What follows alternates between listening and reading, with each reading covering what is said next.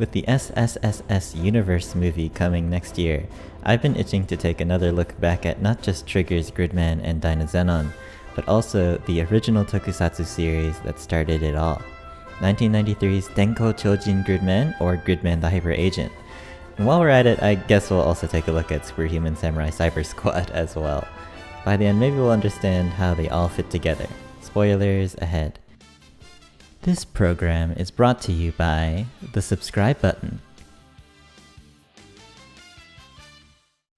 Gridman the Hyper Agent was created by Superhuman, the same company behind the Tokusatsu giant that is the Ultra series. Hyper Agent similarly features a primarily silver and red hero that grows in size to battle kaiju. This hero is of course the titular Gridman.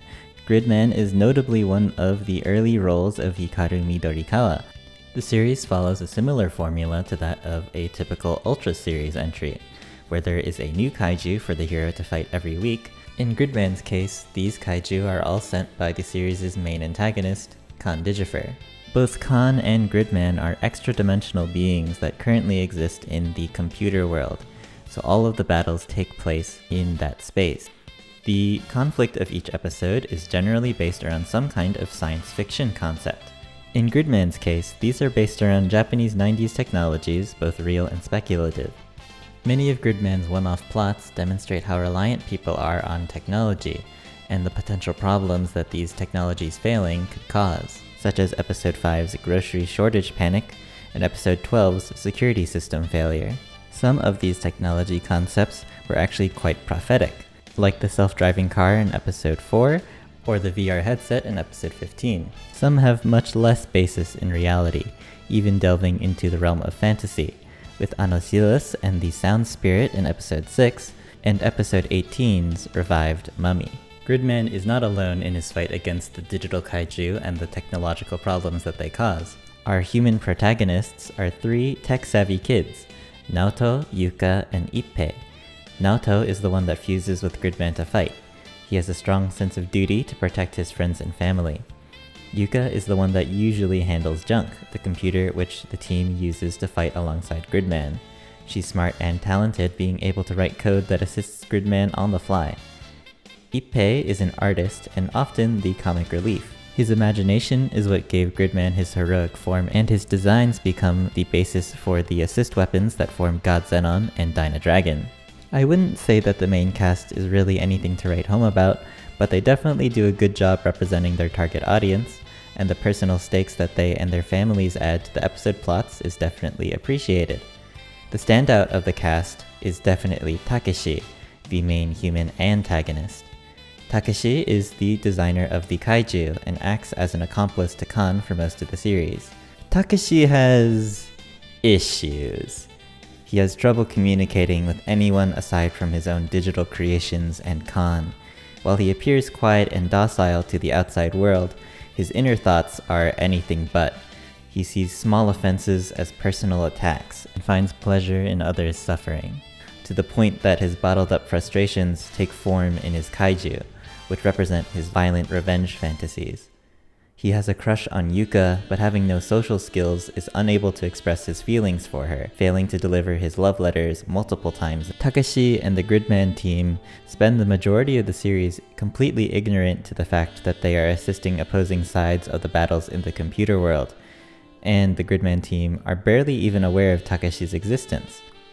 Takeshi makes for a great villain, but what's really special about his character is his journey towards redemption in the later parts of the series, and that's where Gridman's story truly shines. One of the best looks into his character is episode 33, where a boy that looks a lot like Takeshi, Takeo, suddenly shows up in town. Unlike Takeshi, he's kind and sociable, instantly getting along with Naoto's group. In his jealousy, Takeshi attempts to stab him with a box cutter, but is unable to, realizing that Takeo was not a real person, but an ideal version of himself that he had dreamed of becoming in his youth, when he had someone that understood and took care of him, his old nanny. He was separated from his nanny by his parents, who pressured him to excel academically while neglecting him. In the penultimate episode, after Gridman defeats another of their kaiju, Khan becomes fed up with Takeshi's constant failures and abandons him. Khan, now powerful enough to take control of Takashi's computer, begins his conquest in earnest, threatening to take physical form on Earth. This leads to Naoto and friends overhearing Takashi mention Khan Digifer's name, and discover his identity as Khan's accomplice and the creator of the kaiju. Takeshi is shocked to learn about Junk and how Naoto and friends have been fighting the kaiju this whole time, but continues to support Khan, until Yuka and Ippei try to knock some sense into him. After realizing the struggles that Naoto and the team have been facing, as well as being protected from Khan by Yuka and Ippei, Takeshi finally decides to help, realizing that to move on from his self-destructive ways, he has to defeat Khan. He creates a program to erase the data from his own computer, and Khan along with it. Takeshi as a character really personally resonated with me. His actions as a villain, while petty and over the top, had a certain relatability to them. I myself vividly remember a time when I was a frustrated, socially awkward teenager, and had similar, although less dramatic, thoughts.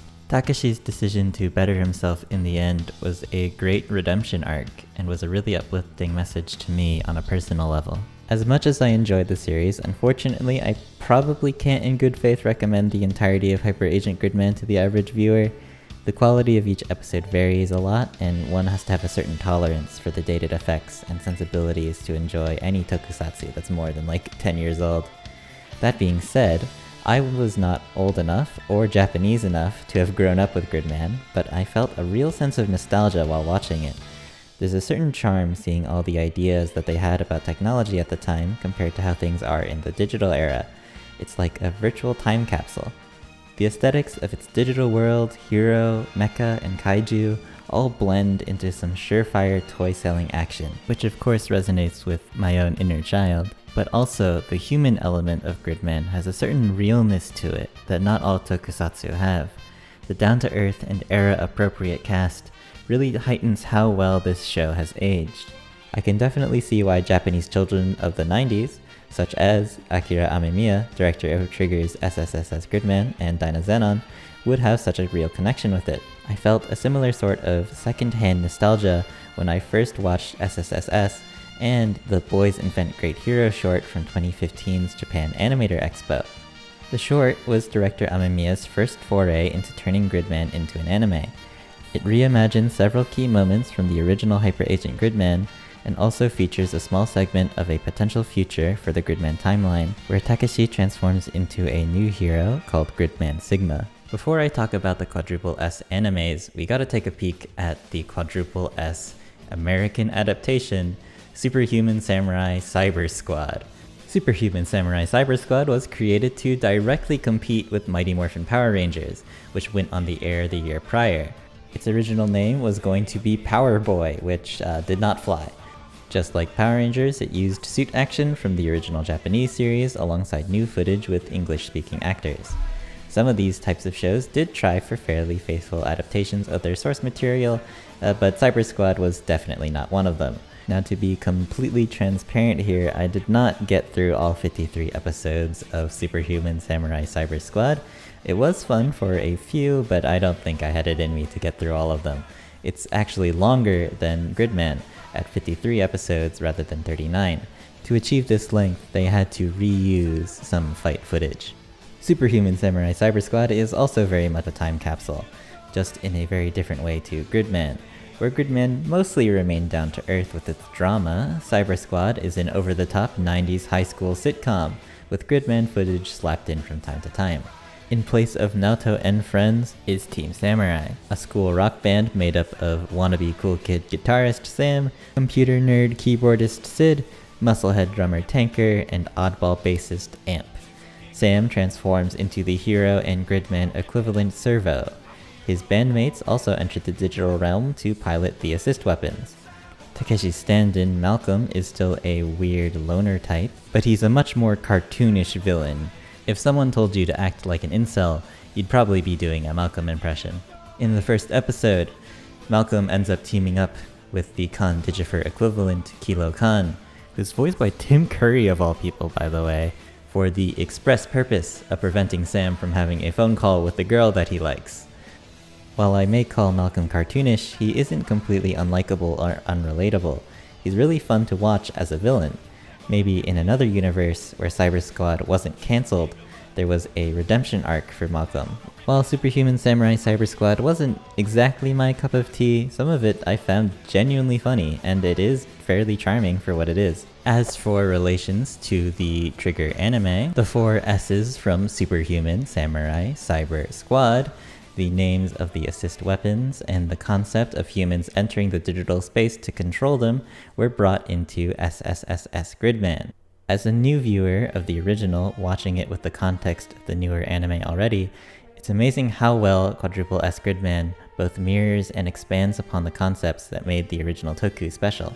Akane takes on a very similar role to Takeshi in SSSS, but in SSSS, the entire city and everyone in it is a virtual creation of Akane made to fulfill roles in her idealized world. This twist not only recontextualizes everything we knew about the main cast, but also expands upon ideas that were touched upon in Hyper Agent, surrounding human perception and its relationship with technology. SSS's foggy atmosphere is pulled from episode 21 of Hyper Agent, in which the cast is trapped in a dream, as well as episodes 25 through 26, which feature the poisonous gas kaiju Venora, the frozen kaiju that is seen in SSSS. And most importantly, the previously mentioned episode 33's imagined people coming to life and the box cutter scene. Where Takeshi's arc was a significant but small part of the entirety of Hyper Agent, Akane is the true main character of SSSS, and her story makes the anime. Dynazenon's connections to the original Gridman are almost entirely from episode 18. The 5,000-year-old mummy from that episode is revealed to be Gauma in Dynazenon, which in hindsight would have been really easy to figure out if I had actually seen Gridman before watching the series. Gauma's even got the mummy wrappings. The real standout elements in Dynazenon's story are how personal each character's journey is. The thing that shines through with every single Gridman work has been these personal stories.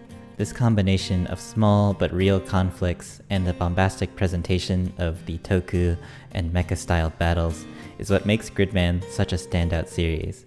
Watching the original Hyper Agent Gridman has given me an even greater respect for SSS.Gridman and Dynazenon, and I'm more excited than ever to see what Trigger's next SSS project will do.